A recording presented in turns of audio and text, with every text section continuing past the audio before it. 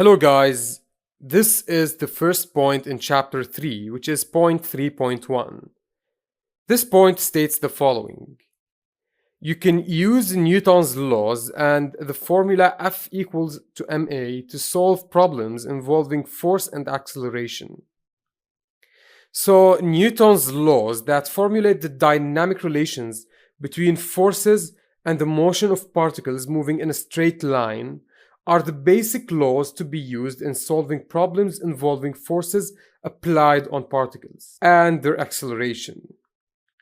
Recall the formula from Newton's second law, which is F equals to ma. This is the basis for solving problems with applied forces on a particle that might have an acceleration a, which is the rate of change of velocity. So acceleration is the rate of change of velocity. F is the sum of applied forces. M is the mass of the particle or the object. And A is the acceleration of the particle.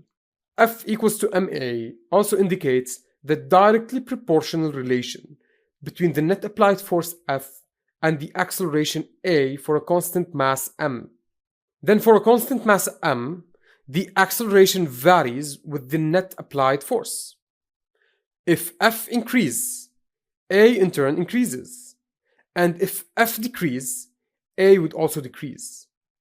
Again, we say that the net applied force is directly proportional to the acceleration a, where for a constant acceleration, the net applied force increases as m increases, and for a constant net applied force, the acceleration decreases as the mass m increases.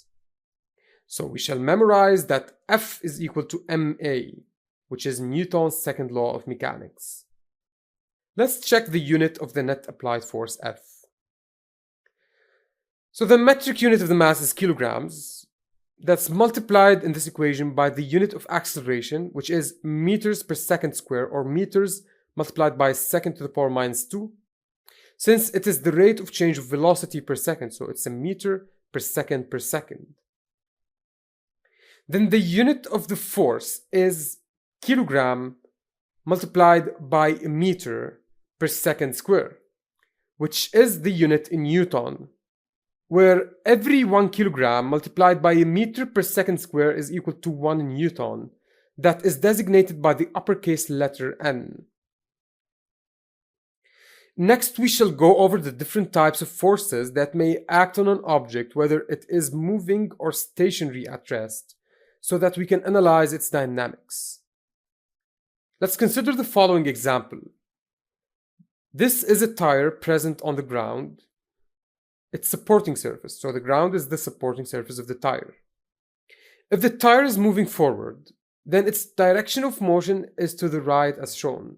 For the tire to roll forward, to rotate forward, a force at the interface of contact between the tire and the ground should push the bottom of the tire backwards to the left, so that the tire can rotate clockwise and move towards the right from left to right, which is the forward direction.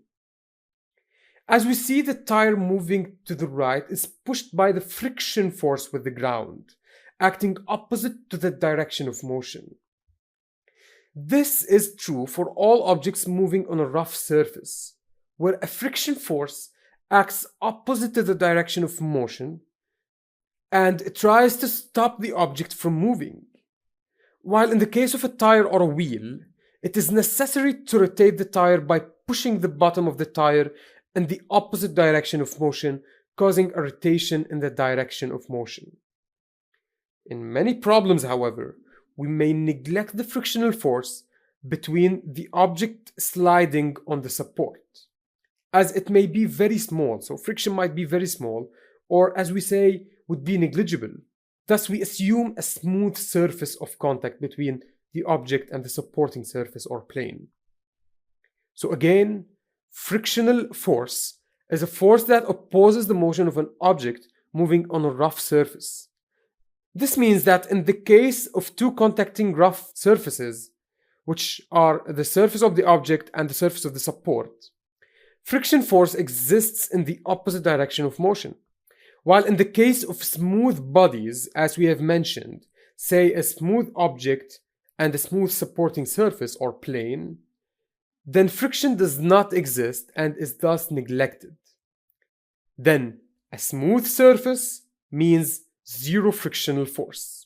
Friction only exists in the case of two contacting rough surfaces and in the opposite direction of the motion of the object, while again it is zero and thus neglected in the case of smooth contacting surfaces. So this is the summary of the friction force. Next, we will move forward and examine other forces that may act on objects and cause a change in their accelerations.